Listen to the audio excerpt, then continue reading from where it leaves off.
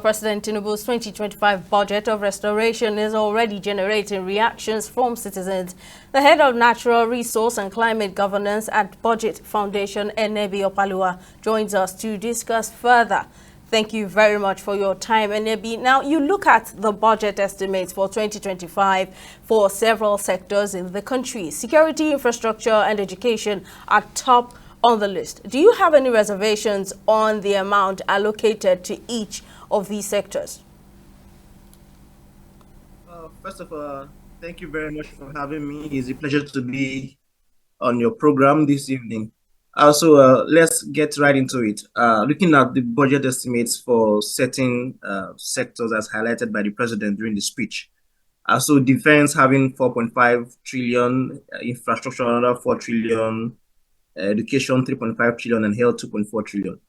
I'm not so surprised that defense has the highest allocation. For I think the last 4 to 5 years, defense has always had the highest allocation, and reason being that Nigeria is tackling terrorism and banditry, and so the government has, in recent years, allocated a lot of funds to the defense sector.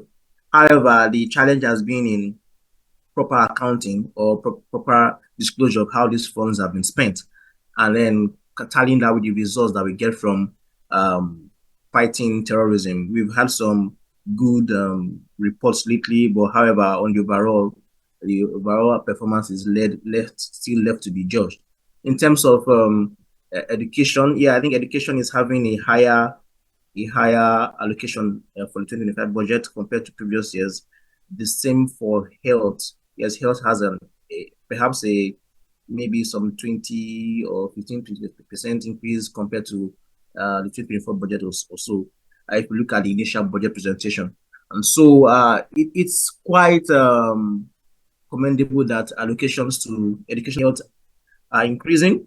There's people that would argue that it's still not enough, because if you are benchmarking against the recommended 15% of the budget, then you see it's still far below the benchmark. But I would say it's quite good that the education sector and the health sector is seemingly receiving increased attention. And from the budget speech, the president has said a sizable portion of that fund will be used on infrastructure, at least for the health sector, as he mentioned during the speech.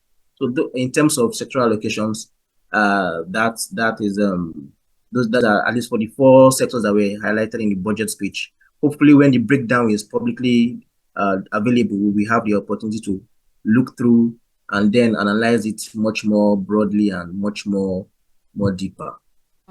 Thank you. Now, the 2025 budget projects to bring inflation down to 15%. Do you think that this is really achievable, considering where inflation is at the moment?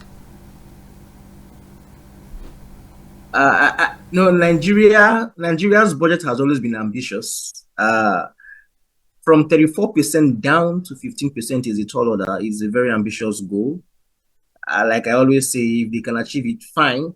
Or however, considering that a large section of our inflation is also largely driven by the exchange rate, and the exchange rate is not projected to come lower than 1,500 naira to a dollar, at least for next year.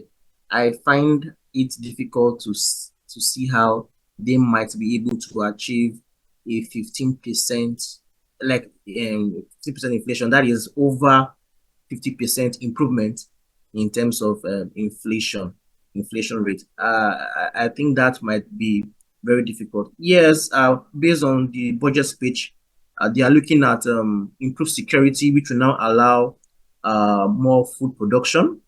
I think a lot of explanation has to be done to let us know how that will happen. And then they are looking at the savings from the imports of refined petroleum that will be saved. All right, that whole area has still been largely opaque. We don't know how much Nigeria has saved over the last couple of months in terms of petroleum imports. We don't even know how much we were spending previously.